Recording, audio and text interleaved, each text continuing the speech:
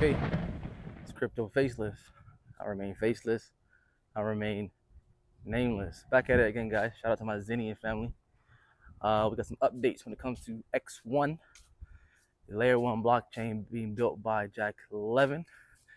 Um, but first, let's get into the wider market. All right.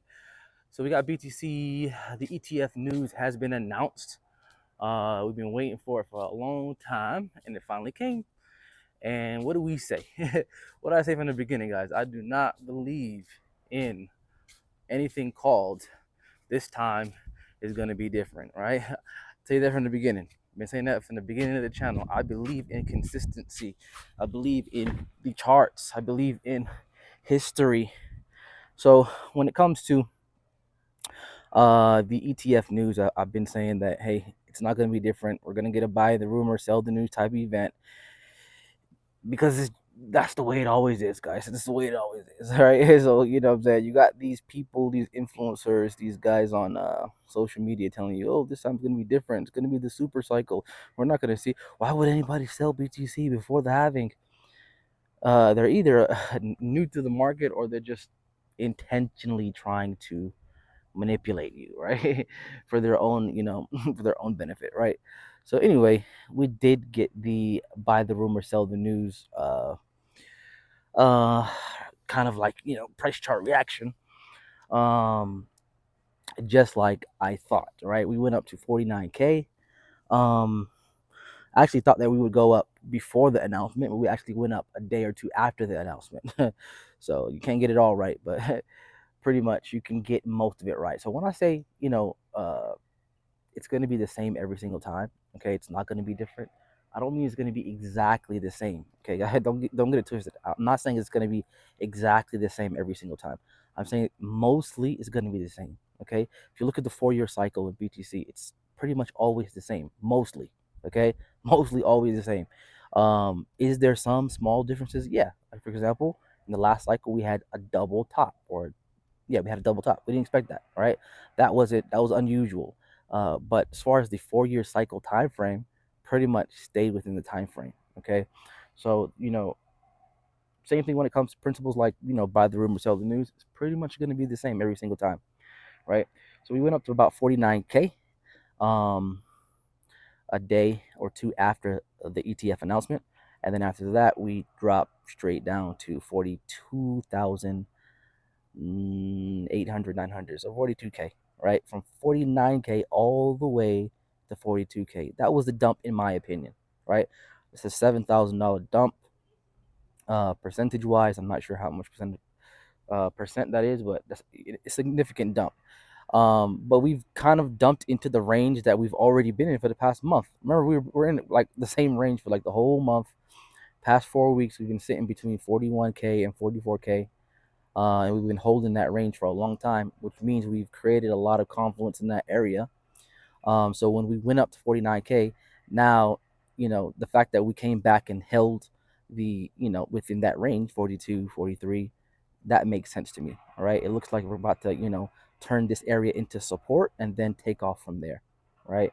That's my synopsis.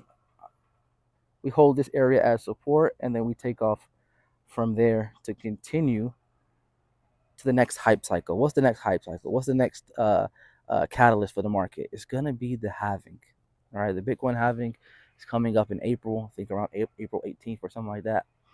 And we're gonna see, price appreciation leading up into that moment. Right. Everything we saw so far from 20K all the way to 49K was the price appreciation due to the ETF.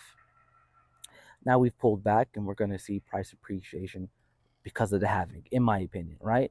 Doesn't mean that we might not go lower than we are right now. We could, you know what I'm saying? What do I know? I'm just a faceless guy, crypto faceless.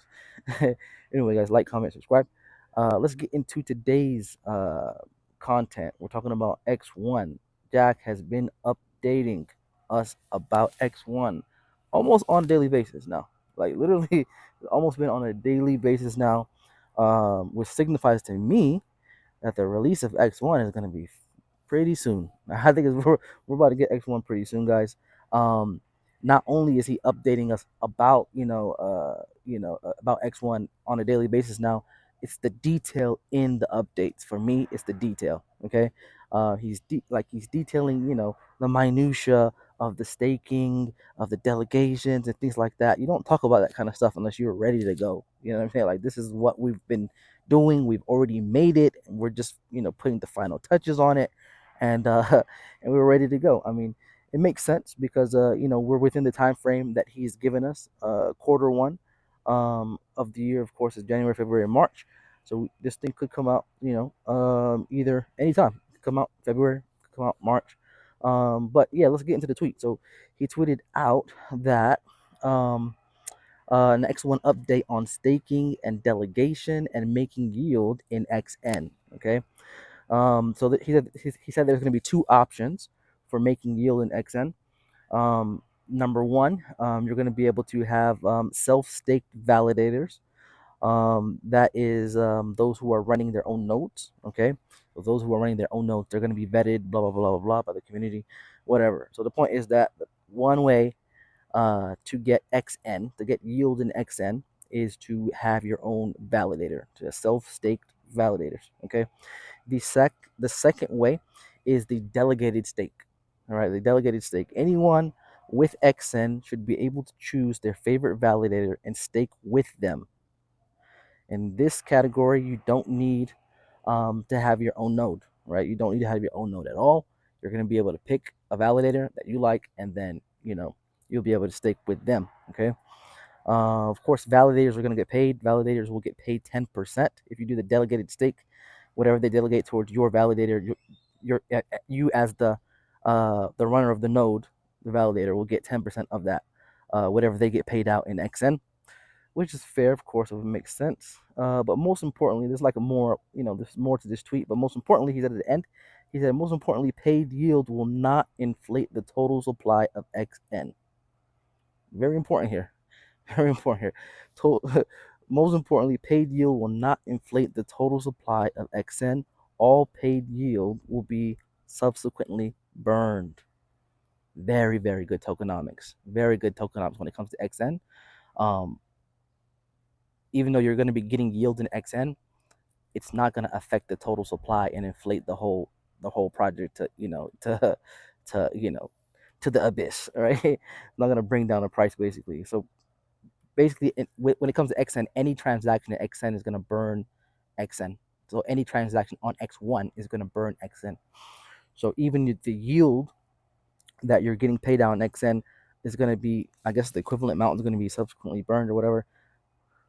I guess we can get more detail about that later on. But the point is that he's showing you that, number one, it's going to have good tokenomics. XN is going to have great tokenomics. It's not going to be this inflationary type of thing where it's just inflating. No, it's going to be burning. It's going to be burning a lot of XN every time you transact on the network. It's going to be, fundamentals are good when it comes to XN. And more importantly, he's tweeting about a lot of detail here. You don't tweet about this kind of detail unless you're ready to go. You know what I mean? He also tweeted out, we have a plan to implement Hyperloop system in X1, which will likely drop transaction fees and accelerate the chain overall. So yeah, he's going to implement Hyperloop system. Someone asked, what does that mean? Of course. And then he said ordinals and inscriptions, on-chain roll-up system. So if you're familiar with ordinals, inscriptions, that's all the new stuff that has been coming out for this bull market. Yeah, so basically Hyperloop is going to be using ordinals, inscription roll-up systems. So basically it's all of the new tech when it comes to layer ones, and when it comes to, yeah, pretty much all layer ones, they claim the same thing. It's all gimmicks: faster, cheaper, new tech, POW, POS. We're using proof of stake, we're using proof of work, mixed, combined. It's always the new technology. Right now we're going to have all of that combined, plus using this ordinal inscription roll-up system called Hyperloop or whatever. It's all gimmicks to basically show, hey, we're the new guy on the block. We're the new, layer one chain. You know what I'm saying? The thing about layer ones, it's interesting because the reason why it's so successful every single time, because it's basically like rewinding and starting the game all over again. right? Like if you made money on Ethereum, which is the number one layer one, um, you start Solana. Come up with Solana. What is Solana? Same thing, but it's faster, cheaper, whatever, whatever. You can have all of the same coins that were on Ethereum. You can now build them on Solana, right? New dexes, new DeFi coins, new meme coins, new everything, right? You could just basically do the same thing over and over. Every time you build a new blockchain, okay, you build a new blockchain, layer one blockchain, boom, new memes. You just start the game, rewind all over again. It's no difference when it comes to X1. Okay, we're gonna have all of the gimmicks, faster, cheaper, new technology, blah blah blah. With a new kid on the block, and guess what? People are gonna flock to that because they want to actually make the same gains they made on the other chains. Okay, they're gonna want to get into all of the meme coins that are gonna be on X1. They're gonna get in. They're gonna want to get into uh, all of the DeFi coins on X1. All of the all of the dexes that will be built on X1. Right, pretty much the same thing over and over, and yeah, that's what we got here. So X1 is gonna be successful, just like every other single layer one blockchain. All right, people are gonna flock towards it, and number one, you're gonna have to burn Zen to get it. And buy Zen off the market and burn it, and that's the key to making our Zen bags go up. And of course, subsequently, we're gonna have X1 going up as well. I'm gonna be in both. You guys know, um, planning to be in X1 and Zen. I believe both are gonna be successful this bull run. Anyway, just quick update video for you guys. It is Crypto Faceless. I remain faceless, I remain nameless. Give me a subscribe, guys. Like, comment, hit the bell button, all, and I'm out.